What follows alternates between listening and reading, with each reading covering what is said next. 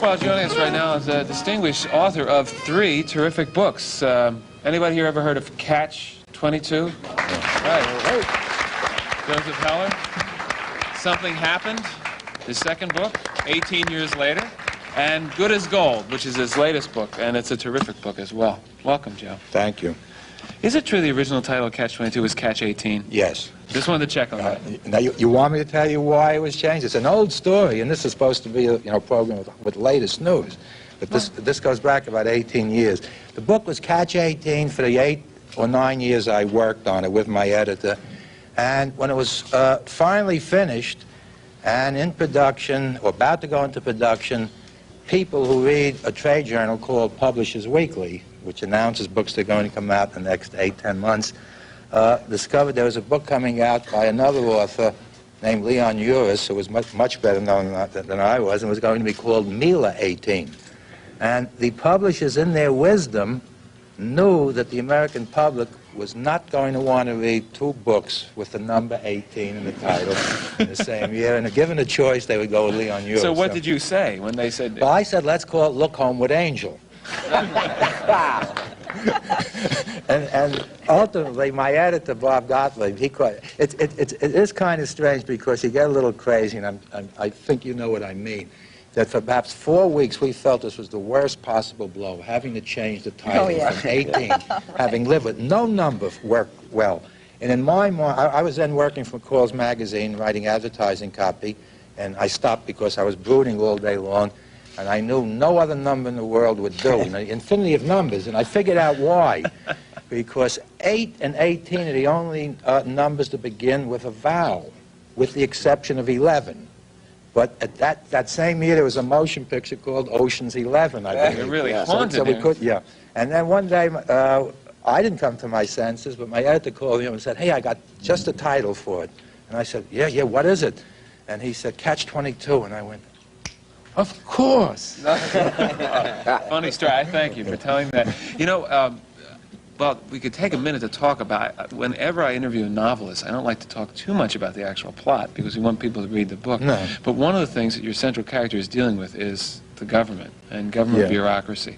And some of the things in the book that have made me laugh the hardest so far have been the double talk phrases. Can you just, spiel off a couple of those? Oh. Because I think there's a common thread here between China syndrome and your bureaucrats. I think what I kind of flounder into in these books, because I begin with a central idea, and I think, gee, this is great, and I can knock this off in 4 weeks.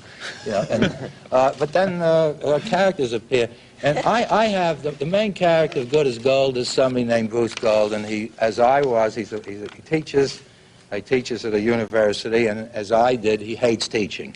And I have one line there that says he was no more interested in his students' work than he was in his own. And his favorite students were those who dropped the course before he has to read a single paper. He hates the ones who do their assignments on time.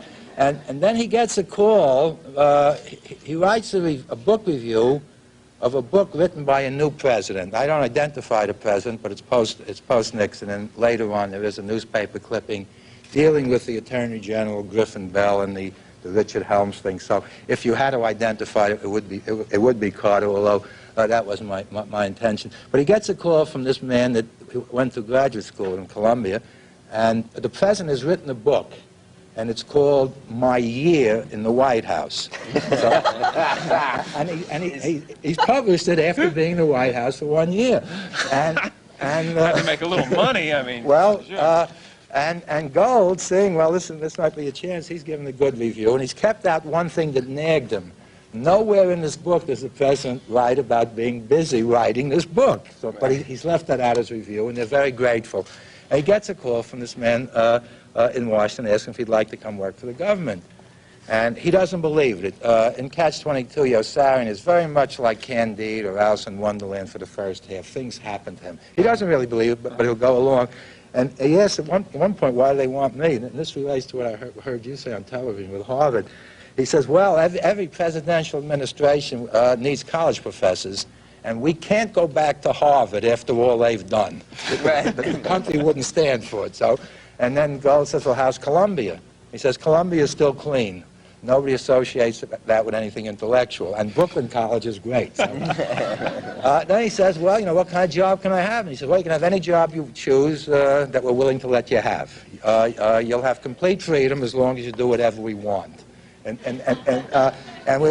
we want to move ahead with this as quickly as possible, but we have to go slowly. And we have no ideas, but they're pretty firm. So, I mean, and that's all the conversation he can get from this man, Ralph Newsom, throughout the book. That's funny. Thanks for telling us that. I'll tell you more. No, that's all right. You know, whenever I'm in a position of combining people like this, it's a challenge to me. And the one thing I think I'd like to talk about a little bit is how you all work. You, for example, as I said to you, I've just been writing a novel for the last year and a half. Yeah. I know how I work. I get up in the morning when it's dark outside and I don't have to worry about anything else. I sit there and I write with my pen. Yeah, That's how I do it. It's not the way to do it, but you've That's the way I done do it. Yeah. Now, how do you work? Well, the way you should do is you get up in the morning and you call either your agent or your tax lawyer. All right? And then Jane doesn't have a tax lawyer. She pays it all. No, I did it that way, and I do it that way also, is to work. My work habits have changed. First of all, my body of work is a very small body. It's just 3 books? It's 3 books over 25, but they're long books. You know. True. And Jack was talking about how you envy Walter Matthau because he seems to just come right out you know, and do it without belaboring it. I have that same feeling over authors like John Updike, William Steyer, and John Cheever. And it is an illusion because the feeling you get when reading a body, a piece of prose, fiction, nonfiction, it's so perfectly organized, and the words are just right, and the rhythm is just right. The feeling you get is that the author took no longer to write it than it's taking you to read it. And I envied these authors for years. I would berate myself with Catch-22, working, well, only 2 hours a night and coming up with 1 page. Until I started being interviewed, and people who wanted to write started having the same feeling about me. They talk about Catch-22 being so perfectly executed. It must have just flowed, must have just come out of your mind. And in answer to that, the man who was asking you that question, and I heard you and you, I don't know of anybody in literature, and I don't know that many people in film or theater, I don't know anybody who succeeded without working very, very hard for a long period of time, and there's one other qualification, without ever having a promise of success. Yeah. So that you can work for 2 years, 4 years, 6 years. If you're writing a novel, it can take 6 or 7 years. Catch-22 is 7 years of writing. And writing it, but not even being given that reward, you know, not having a godfather tell you, Mr. Cinderella, if you work 7 years to finish this book, it will be published and you will become famous. You don't even have that. Did you write all of Catch-22 before you had a publishing deal? No. After about the 3rd year of Catch-22, I had an agent who submitted it to publishers, and there was Robert Gottlieb. He's the best editor around. He's president of Knopf now. And he was 26 years old then, and he thought of me as an old man. I was 33. And he was the one who gave me a publishing contract for that book without asking me about how the rest went. And he asked me how much longer it would take you to finish. I said, I can knock this out in 10 or 12 months. I was 4 years late. Let's take a quick break, and we'll be back right after this with our guests.